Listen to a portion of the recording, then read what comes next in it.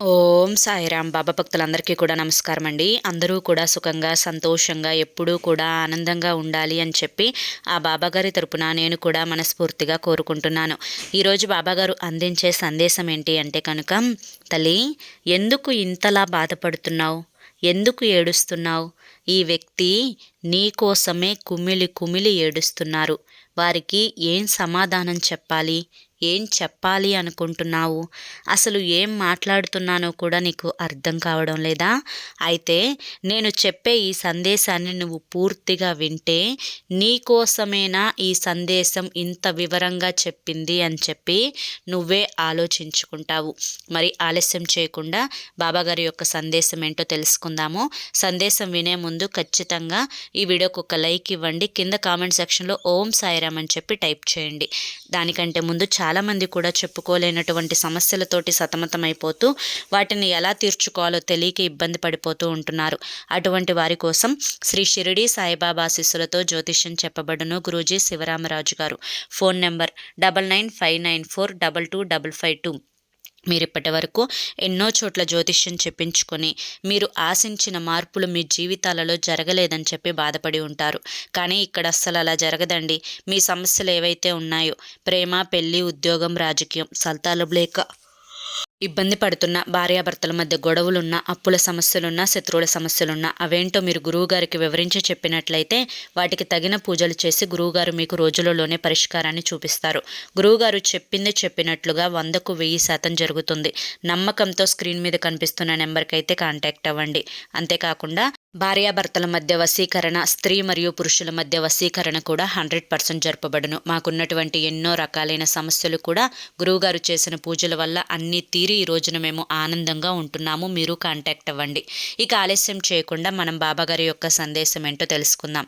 తల్లి, చాలా చాలా బాధపడుతూ ఉన్నావు. నీ మనసు పూర్తిగా నాకు ఒక పుస్తకాన్ని చదివినట్లుగా అర్థమవుతుంది. దేని గురించి ఎందుకు ఇలా ఆలోచిస్తున్నావు అనేది ఈ బాబాకి తెలియదు అని చెప్పి అనుకుంటున్నావా? అయితే ఈ బాధకి కారణం ఏంటి అనేది నేను చెప్తాను. బిడ్డ, అందరూ వ్యక్తులు కూడా ఒకేలా ఆలోచించరు. కొంతమంది వారి యొక్క ప్రేమను బయటకి చూపిస్తూ ఉంటారు. మరి కొంతమంది వారి ప్రేమను మనసులో దాచుకుంటూ ఉంటారు. మరి కొంతమంది లేని ప్రేమని కూడా నటిస్తూ వారి యొక్క అవసరాలను తీర్చుకుంటూ ఉంటారు. అయితే ఇప్పుడు నీ కుటుంబంలో నువ్వు ఏ వ్యక్తినైతే ఇష్టపడుతూ ఉన్నావో, ఏ వ్యక్తి అయితే నీ మీద నువ్వు చూపించినంత ప్రేమ చూపించాలి అని చెప్పి ఎదురు చూస్తూ ఉన్నావో, ఏ వ్యక్తి నుంచి అయితే నువ్వు ప్రేమ, జాలి, దయ, నలుగురిలో నాకంటూ ఒక గౌరవాన్ని ఇవ్వాలి అతను అని చెప్పి అనుకుంటూ ఉన్నావో, ఆ వ్యక్తి నుంచి నువ్వు ఆశించినంత విధంగా నువ్వు కోరుకున్నది దక్కడం లేదు అని చెప్పి ఇంతగా కుమిలిపోతూ ఉన్నావు. పైగా ఎవరి ముందు అయితే విలువ పెరగాలి అని చెప్పి అనుకుంటున్నావో, ఎవరి ముందు అయితే నీ గౌరవాన్ని అతను నిలుపుతాడు అని చెప్పి అనుకుంటున్నావో, అందరి ముందు కూడా చులకనగా మాట్లాడి 4 గోడల మధ్య ప్రేమను మాత్రం చూపిస్తూ ఉన్నారు. కేవలం నాతో తన అవసరాన్ని తీర్చుకోవడం కోసం మాత్రమే ఇలా చేస్తున్నారా? లేదా నిజంగా నా మీద ప్రేమ ఉండి చేస్తున్నారా?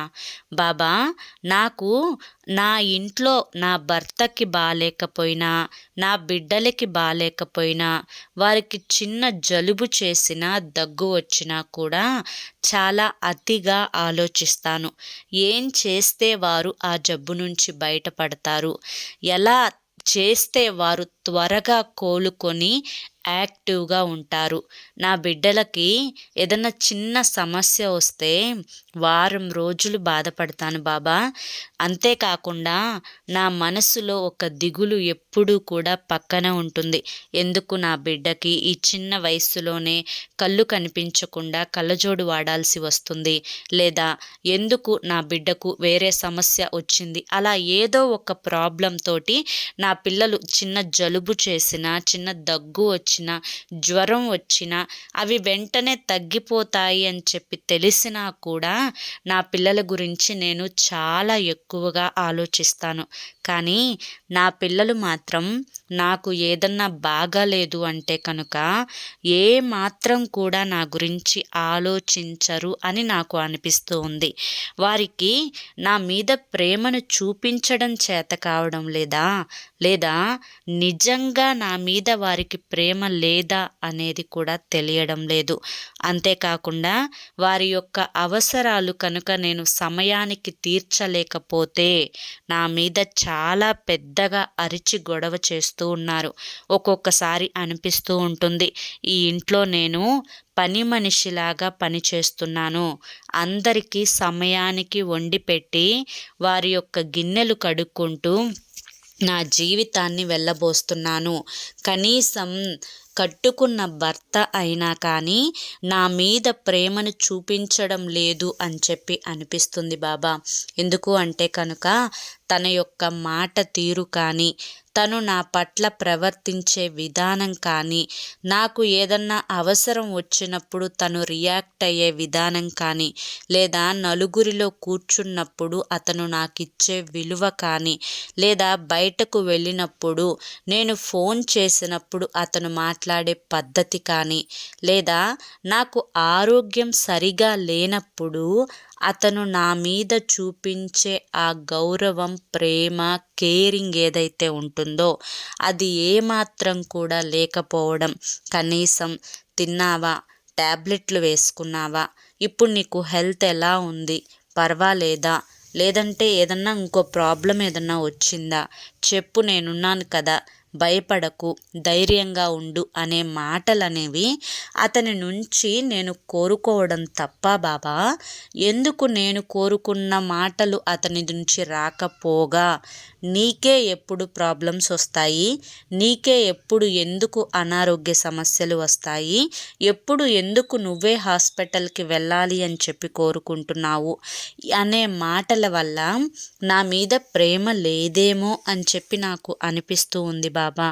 మరి ఇందులో నుంచి నేను ఏం గ్రహించాలి, ఏది నిజం, ఏది అబద్ధం, మరి నేను ఎవరి కోసం ఇంతగా చేస్తున్నాను, ఎవరి గురించి ఆలోచిస్తున్నాను, ఎవరి ప్రేమ అనేది నాకు దక్కాలి అని చెప్పి కోరుకుంటున్నాను.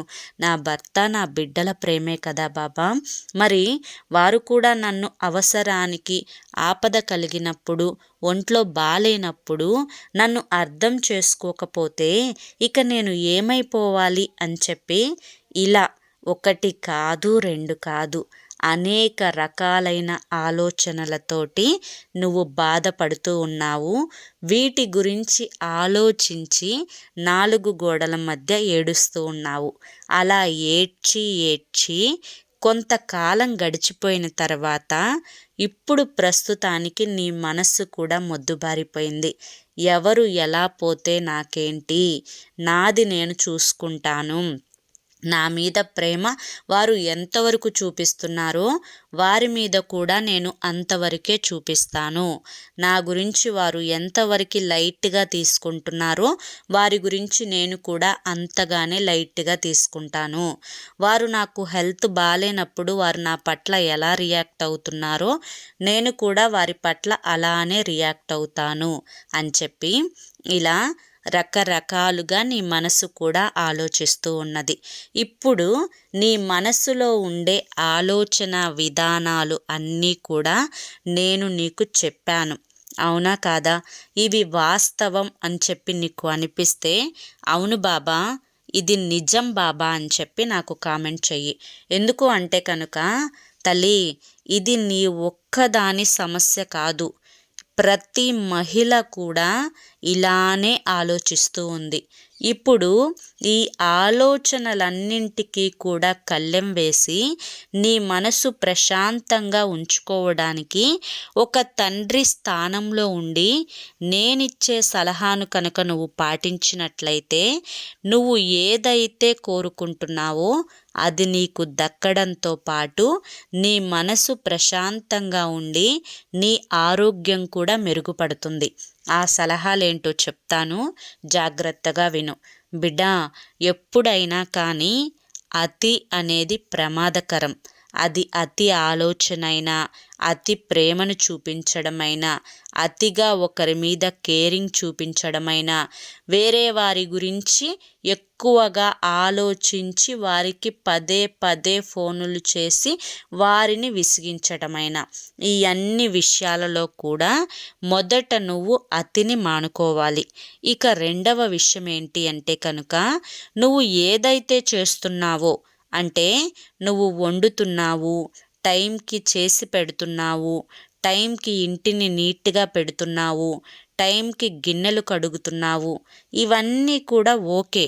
కానీ ఎప్పుడైతే ఇక్కడ ఒక పాయింట్ గుర్తుంచుకో తల్లి, నీ పనులు నువ్వు చేస్తున్నావు, నీకు బాలేదు అంటే కనుక ఏదో లైట్గా 1-2 చేసి నాకు బాలేదు అని చెప్పి పడుకో. అంతేకాని వాళ్ళు స్కూల్కి వెళ్ళలేదా, వాళ్ళు కాలేజీకి వెళ్ళలేదా, వాళ్ళు వేరే పనికి వెళ్ళలేదా అని చెప్పి దేని గురించి కూడా ఆలోచించొద్దు. ఎందుకు అంటే కనుక ఈ విధమైన ఆలోచన వల్ల నువ్వు నీ యొక్క హెల్త్ను కూడా పక్కన పెట్టేసి పరిగెత్తటం వల్ల వారు దానికి అలవాటు పడ్డారే తప్ప, నువ్వు ఒకరోజు బాలేక పడుకుంటే నువ్వు చేసుకోవాలి అంటే వారు చేసుకోవాలి అనే ఆలోచనను వారు పూర్తిగా మర్చిపోయారు. ఇలా పడుకోవడం వల్ల ఒకరోజు నీ పిల్లలు స్కూల్కి వెళ్ళరేమో, లేదా కాలేజీకి వెళ్ళరేమో, నీ భర్త వెళ్ళే పనికి వెళ్ళరేమో, కానీ దానికి కారణం ఏంటి అని చెప్పి మొదట వారు గొడవ చేసినప్పటికీ కూడాను ఆ గొడవని నువ్వు పట్టించుకోకుండా నీది నువ్వు మాత్రమే చూసుకోవాలి. ఎందుకు అంటే కనుక కనీసం నీకు బాలేదు అని చెప్పి అర్థం చేసుకోకుండా మూర్ఖంగా వాదించే వారి యొక్క భవిష్యత్తు గురించి నువ్వు ఆలోచించాల్సినంత అవసరం లేదు. నీ భవిష్యత్తు, నీ ఆరోగ్యం గురించి వారికి ఆవగింజంత కూడా పట్టనప్పుడు వారు నీ భర్త అయినా నీ పిల్లలైనా కానీ ఇక్కడ నీ స్వార్థం మాత్రమే నువ్వు చూసుకోవాలి. ఇది రెండవ పాయింట్. ఎందుకు ఇలా చెప్తున్నాను? పిల్లల మీద ప్రేమ చూపించడం తప్ప, కేరింగ్ చూపించడం తప్ప, సరే కాస్త వాళ్ళకి టైంకి ఒక ముద్ద వండి పెడితే వారి దారిన వాళ్ళే పోతారు. తర్వాత నేను పడుకుంటాను కదా, రెస్ట్ తీసుకుంటాను కదా, ఏదో అరుస్తారు, వాళ్ళకేం తెలుసు అని మాత్రం అనుకోవద్దు తల్లి.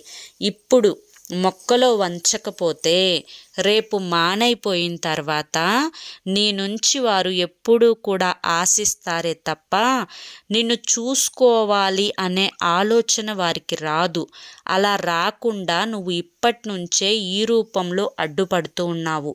ఇప్పుడు ఇంత ఓల్డేజ్ హోమ్లు, ఇంత అనాథ శరణాలయాలు వచ్చాయి అంటే కనుక పిల్లలకి తల్లిదండ్రుల యొక్క బాధను అర్థం చేసుకోవడం తెలియడం లేదు. అంతేకాకుండా వారి యొక్క మనసుని అర్థం చేసుకోవడం కూడా పిల్లలకు తెలియడం లేదు. పిల్లలకి కష్టం అంటే ఏంటో తెలియాలి, నష్టం అంటే ఏంటో తెలియాలి, డబ్బు యొక్క విలువ తెలియాలి, నా కోసం నా తల్లి ఎంత కష్టపడుతుంది అని చెప్పి వారికి కళ్ళకు కట్టినట్లుగా అర్థమయ్యేటట్లుగా వారికి తెలిసేలా పెంచే బాధ్యత నీదే. ఇది పిల్లల విషయంలో నువ్వు చాలా స్ట్రిక్ట్గా ఉంటేనే రేపు వారి నుంచి నువ్వు ఏదైతే ఆశిస్తున్నావో అది నీకు దక్కుతుంది. ఇక నీ భర్త విషయానికి వద్దాం. ఇప్పుడు నీ భర్త నీ మీద ప్రేమను చూపించడంలా నువ్వెందుకు అతనితో అంత అతిగా మాట్లాడుతూ ఉన్నావు? నీకు పెళ్ళయి ఎన్ని సంవత్సరాలైందో నాకు కింద కామెంట్ సెక్షన్లో చెప్పు. పెళ్ళయి కొత్త అయితే మాత్రం కాదు కదా, అతని గురించి నీకు పూర్తిగా తెలిసిపోయింది. నువ్వు అతిగా మాట్లాడితే నిన్ను లెక్క లేకుండా చూడటం, నువ్వు నవ్వుతూ మాట్లాడితే నిన్ను విలువ తక్కువగా చూడటం, బెట్టంత బెట్టు లేదు అని చెప్పి మన పెద్దలు చెప్తూ ఉంటారు. ఎంతవరకు మాట్లాడాలో అంతవరకే మాట్లాడు. అతను నీతో ఎలా అయితే బిహేవ్ చేస్తున్నారో నువ్వు కూడా అతనితో అలాగే బిహేవ్ చేయి. ఎక్కువగా మీ ఇద్దరి మధ్య డబ్బు కోసం గొడవలు అవుతూ ఉంటాయి. దీనికోసం అలగటాలు, పలుక్కోకుండా ఉండటాలు కూడా జరుగుతూ ఉంటాయి. నీకు ధనం ఇవ్వడానికి అతను చాలా ఆలోచిస్తాడు. నిన్ను అంటే ఒక రూ. 10, రూ. 20 ఇవ్వటానికి కూడా ఎందుకు, ఏమిటి అనే ప్రశ్నలు అనేవి వస్తూ ఉంటాయి. పైగా నీకు ఒక రూ. 1000, రూ. 2000 ఇవ్వాలి అంటే అది చాలా కష్టమైపోతూ ఉంది. ఇవన్నీ కూడా ఆలోచించుకోకు తల్లి. ఎందుకు అంటే కనుక అతనుకు లేని బాధ, అతనుకు లేని నొప్పి నీకు అనవసరం. నువ్వు ఇంట్లో ఉంటున్నావు, చక్కగా వండి పెడుతున్నావు, టైంకి తింటున్నావు, హాయిగా రెస్ట్ తీసుకో, ప్రశాంతంగా ఉండు. అతి ప్రేమ, అతి ఆలోచన, అతి వాదన, అతిగా కేరింగ్ చూపించడం ఇవన్నీ కూడా అతని మీద నువ్వు చెయ్యొద్దు. ఒకవేళ నువ్వు కూడా చేసినంత అతను కూడా చేస్తూ ఉంటే నువ్వు అంతగా ఆలోచించిన ఒక అర్థం అనేది ఉంటుంది. ఒకవేళ నీకు అతని నుంచి అంతగా రాలేదు అంటే కనుక జస్ట్ నువ్వు లైట్ తీసుకోవడం నేర్చుకో తల్లి. ఎందుకు ఇలా చెప్తున్నాను అనేది నీ అనుభవం అనేది నీకు ఇప్పటికే చెప్పుంటుంది. కానీ కొంతమంది వ్యక్తులు నీ కోసం కుమిలి ఏడుస్తున్నారు. ఎందుకు అంటే కనుక ఇక్కడ నీ యొక్క లైఫ్ పార్ట్నరే నీ కోసం అంతగా ఏడుస్తున్నాడు. నీకు అతని నుంచి ప్రేమ దక్కడం లేదు అని చెప్పి నువ్వు ఆలోచిస్తూ ఉన్నావు. కానీ అతను నీ మీద ప్రేమ చూపించడం చేత కాక నీ గురించి బాధపడుతూ ఉన్నాడు. ఒకవేళ నువ్వు కోపంతో, ఆవేశంతో ఏదైనా ఒక మాట నోరు జారినప్పుడు నన్ను ఎందుకు ఇలా మాట్లాడుతుందా అని చెప్పి అంతగా ఆలోచించి ఎవ్వరూ లేనప్పుడు కళ్ళ నీళ్లు పెట్టుకుంటూ ఉన్నాడు. తల్లి, ఇటువంటి వ్యక్తులతో చాలా జాగ్రత్తగా ఉండాలి. వీరి మనసు చాలా అమాయకంగా, చాలా సున్నితంగా, చాలా సెన్సిటివ్గా ఉంటుంది. కానీ పైకి మాత్రం అరిచేస్తూ ఉంటారు, పెద్ద పెద్దగా కోప్పడుతూ ఉంటారు, గొడవ చేసేస్తూ ఉంటారు. మనసులో చాలా ప్రేమ అనేది దాగి ఉంటుంది. కాబట్టి ఇటువంటి వ్యక్తుల పట్ల నాకు ఎటువంటి ఆసక్తి లేదు అన్నట్లుగా ఉండకూడదు. ఒక్కొక్కసారి నీకు కోపం వచ్చినా, ఆవేశం వచ్చినా నువ్వు తగ్గి ప్రేమగా మాట్లాడే ప్రయత్నం చెయ్యి.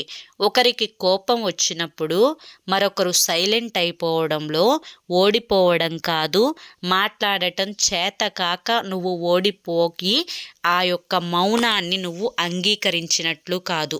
ఒక్కొక్కసారి చెవులు ఉండి చెవిటివారిలాగా, కళ్ళు ఉండి గుడ్డివాడిలాగా, నోరు ఉండి మూగవాడిలాగా బ్రతకాలి.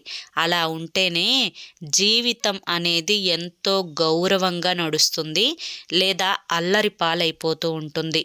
ఈ యొక్క కుటుంబాన్ని బజారు పాలు చేసుకోవాలి అన్నా, గుట్టుగా గుప్పెట్లో దాచుకోవాలి అన్నా, ఏదైనా కూడా నువ్వు అర్థం చేసుకునే మనస్థితిని బట్టి ఆధారపడి ఉంటుంది. నువ్వు ఇన్ని సంవత్సరాల యొక్క కాపురంలో ఏది మంచి, ఏది చెడు, ఎవరి మనస్తత్వం ఎలాంటిది, ఎవరు కఠినాత్ములు, ఎవరు సున్నితమైన వ్యక్తిత్వం కలిగిన వారు, ఇవన్నీ కూడా నీకు తెలిసే ఉంటుంది. దాన్ని బట్టి నువ్వు ఒక్కొక్క అడుగు ముందుకు వేసుకుంటూ వెళ్ళాలి. ఇక్కడ పెద్ద చిన్నతో సంబంధం లేదు తల్లి. కొన్నిసార్లు నువ్వే సర్దుకుపోవడం నేర్చుకోవాలి. ఎందుకు అంటే ఇది 1 రోజుది కాదు, 2 రోజులది కాదు, లేదా ఒక 2 నెలల 3 నెలల ఒప్పందము కాదు. ఇది జీవితాంతం సెటిల్మెంట్గా ఉంచుకోవాల్సింది. కాబట్టి కొంచెం తగ్గడంలో తప్పేమీ లేదు, కొంచెం అర్థం చేసుకోవడంలో తప్పేమీ లేదు, కొంచెం కోపం తగ్గించుకోవడంలో తప్పేమీ లేదు. కొంచెం వారి యొక్క కేరింగ్ అనేది ఇలాగే ఉంటుంది అనుకున్నప్పుడు వదిలేసేయడంలో కూడా తప్పేమీ లేదు. కానీ మంచికి చెడుకు వ్యత్యాసం నీకు తెలుసు. ఎవరు ఎన్ని చెప్పినా మారనప్పుడు, విననప్పుడు నువ్వు లైట్ తీసుకోవడం నేర్చుకోవడం తప్పితే నువ్వు దానికోసం కుమిలి ఒంటరిగా బాధపడుతూ కూర్చోవడం వల్ల ఉపయోగం లేదు అని కూడా నువ్వు గ్రహించాలి. అలా గ్రహించినప్పుడే నీ జీవితం అనేది సంతోషకరంగా మారుతుంది, ఆనందకరంగా మారుతుంది. అర్థమైంది కదా? నేను ఇప్పుడు చెప్తున్నాను, నీ యొక్క ఆనందం, నీ యొక్క సంతోషం ఏదైనా నీ చేతుల్లోనే ఉంది. అలా ఉంచుకుంటావా లేదా నీ చేతులారా అది పాడు చేసుకుంటావా? పూర్తిగా నువ్వు ఆలోచించుకో అని చెప్పి ఈరోజు బాబాగారు మనకి చాలా చక్కటి సందేశాన్ని అందించారండి. మరి ఈ సందేశంలో ఎంతో గొప్ప ఆంతర్యం ఉంది, మనం అర్థం చేసుకోవాలి. కానీ ఈ సందేశం మీ అందరికీ కూడా నచ్చింది, అర్థమైంది అని చెప్పి అనుకుంటున్నాను. నచ్చింది, అర్థమైంది అని చెప్పి అనిపిస్తే ఈ వీడియోకి ఒక లైక్ ఇవ్వండి. లైక్ ఇచ్చిన వెంటనే హైప్ అని వస్తుంది, హైప్ ఇవ్వండి. కింద కామెంట్ సెక్షన్లో ఓం సాయిరామ్ అని చెప్పి టైప్ చేయండి. మొదటిసారి మన సాయి పిలుపు ఛానల్లోకి వచ్చినట్లయితే మన ఛానల్ని సబ్స్క్రైబ్ చేసుకుని సపోర్ట్ చేయండి. రేపు మరొక మంచి వీడియోతోటి మళ్ళీ కలుసుకుందాం. అంతవరకు కూడా బాబాగారి యొక్క ఆశీస్సులు మీ మీద, మీ కుటుంబ సభ్యుల మీద ఎల్లకాలం ఉండాలి అని చెప్పి మనస్ఫూర్తిగా కోరుకుంటూ సర్వేజన సుఖినో భవంతు. ఓం సాయిరామ్.